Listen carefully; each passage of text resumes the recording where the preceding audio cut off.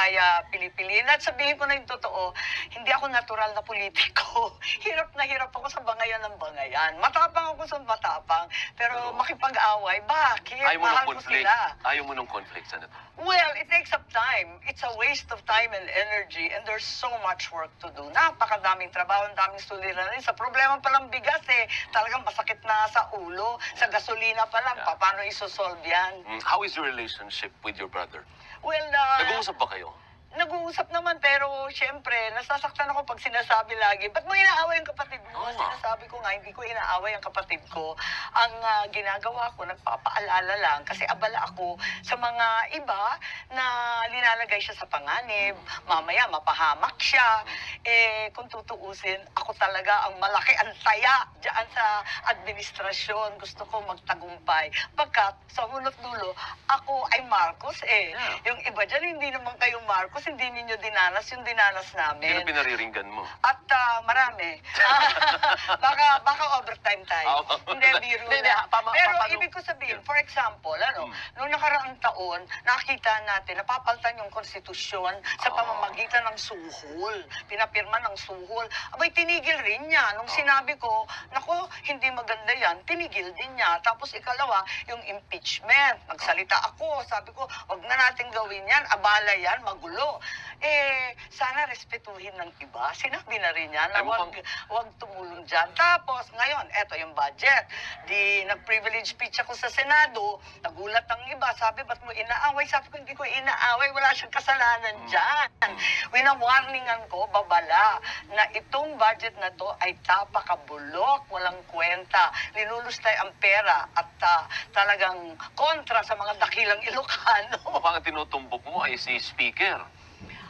Kung minsan, nung nagkaroon ng problema doon sa konstitusyon, talagang pinagtatanggol ko naman yun. Talagang pinagtatanggol natin ang batas, ang konstitusyon.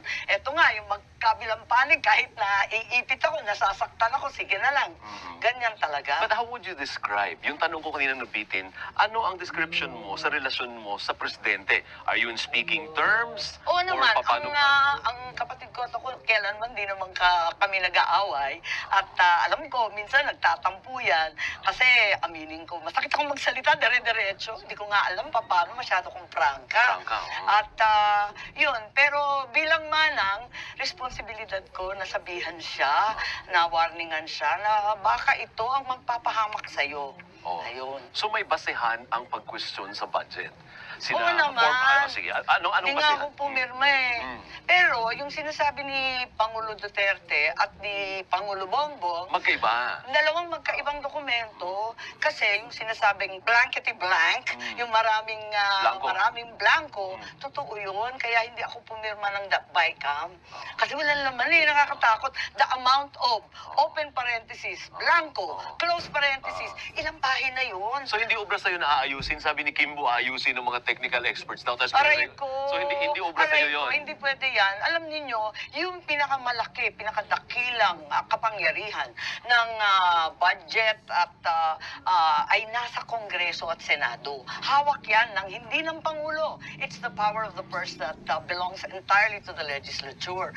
Kung mga technical at kung sino-sino ang magpipilin the blank, nakaka-nervous yata yun. Huwag tayong papayag. At saka hindi naman technical. Isipin nyo, ilang trilyon yun?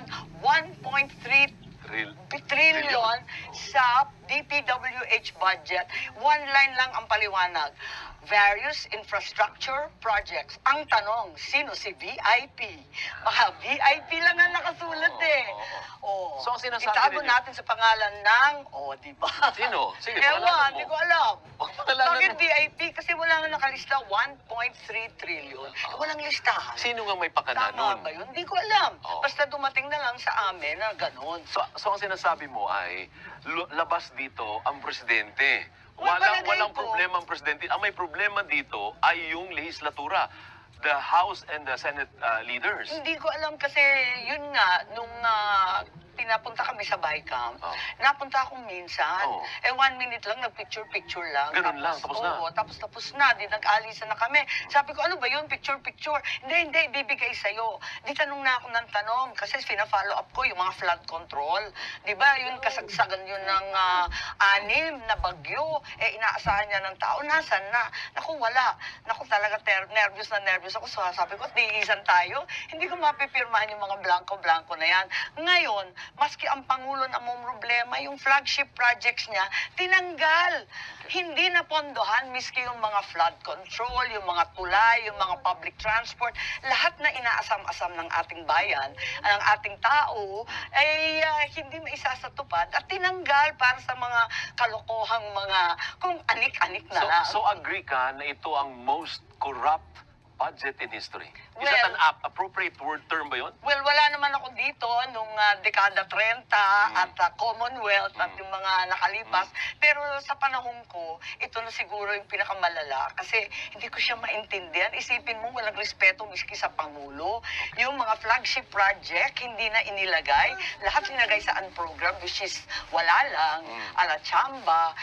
Paano naman yun? Ang lalaki ng tula. Yung irigasyon, iniiyak na yan ng mga magsasaka. At ang luma-luma na, dekada 70 yun sa panahon pa ng tatay ko. Senator, ang luma-luma na. Pipit na tayo ngayon sa mga may init na usapin sa ating Go. bansa at nais naming malaman ng iyong pananaw at paninindigan sa mga ito. Meron tayo 10 tanong. Hopefully, masagot mo lahat. Susubukan nating sagutin sa abot na ating makakaya sa loob ng 6 or 7 minuto siguro. Okay. Pick one and I'll read. And you have to answer, okay?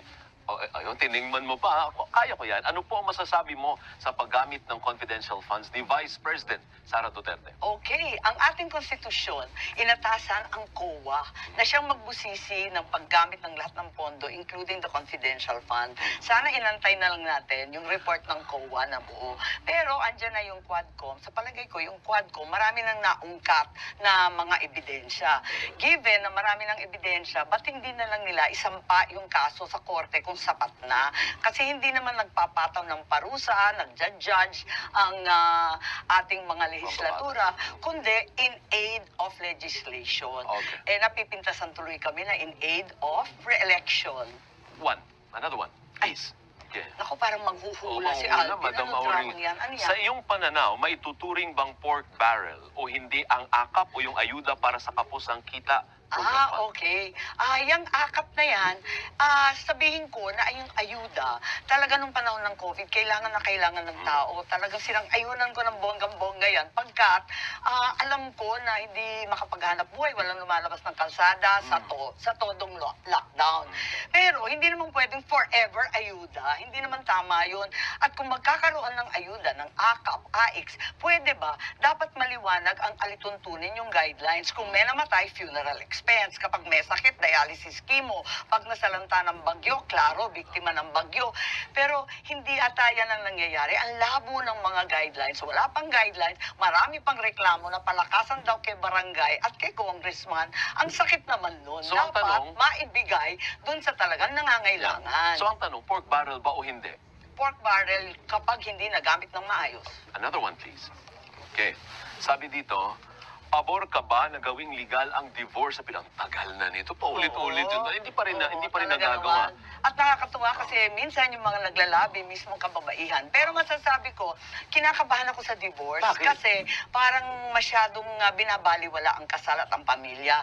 Ang ginawa ko at yung panukala ko, yung legal separation, pinalawig ko ang mga grounds. So mas marami siyang grounds at binibigyan ng laya ang mag-asawa na magpakasal muli. So may second chance. Higit sa lahat, sisimplehan natin ang proseso kasi sabi nila, para lamang sa mayayaman. Yes, less cost. And most of all, para sa akin, huwag kakaligtaan yung sustento ng kabataan. Kasi minsan nagkakalat na lang sa daan at nagpapariwara yung mga bata dahil wala nang magulang. So hindi divorce ang tawag sa panukala mo? Ang akin legal separation, Legal pero separation, greatly yeah. expanded and providing freedom for them to get married again. Okay, another one please. 4 minutes pa. Kailangan bang itaas ang minimum wage? Kaya ba naman negosyante? Di ba meron na sa inyo? Pasado na sa inyo yung 150. May 200 sa Kamara. Okay. Tataas pa ba natin? Yes, eto nga, ang dapat itaas ay hindi minimum wage, kundi ibagsak ang presyo ng mga bilihin. Saksakan ng taas ng mga bilihin. At dalawa yan, yung pagkain at gasolina. Talagang malaking problema na dyan.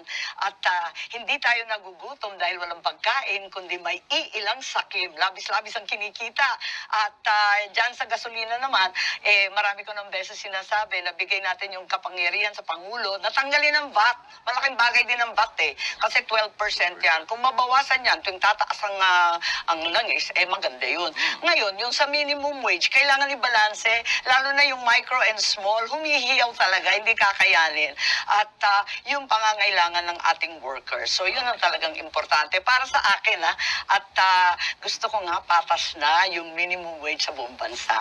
Walang iwanan. We can do two more, I think. Okay. Sang-ayon- Ang bilis ko magsalita, Oo, no? di, okay Kaya lang. mo? Kasi paubos na 2 minutes na lang. Sang-ayon ka ba na kailangan humarap ng dating Pangulo sa International Criminal Court? Ayokong nanghihimasok ang mga dayuhan sa atin. Talagang insulto sa ating judiciary na ang taas-taas naman ng pagtingin ko sa kanila kahit mabagal. Talaga naman, puspusan na kinakarir ng ating mga judges. Ganyan naman ang sitwasyon. Bakit papakialaman? Di sirain na natin lahat ng korte natin. Napaka-insulto naman yata sa ating soberanya kung manghihimasok pa sila. Higit sa lahat, hindi na tayo member ng ICC. Wala na tayo dyan sa sinasabing Rome Statute, kung saan, apakaliwanag, kapag walang korte, tsaka lang sila papasok, buong-buo naman ang hudikatura natin, ang gagaling pa ng ating judges. One more. Okay. Okay. Kayang-kaya mo. Sino? Sa issue ng, ito may importante, West Philippine Sea, tama ba ang ginagawang pivot ng administrasyon sa US mula sa China?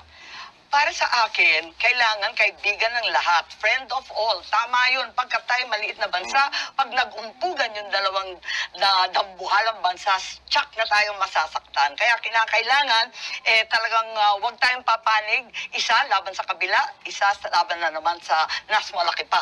Kaya tayo dapat talagang umiwas sa gulo. Ang dapat talaga nating gawin ay palakasin at bigyan ng sariling kakayahan ng mga sundalo. Ayan ang kailangan.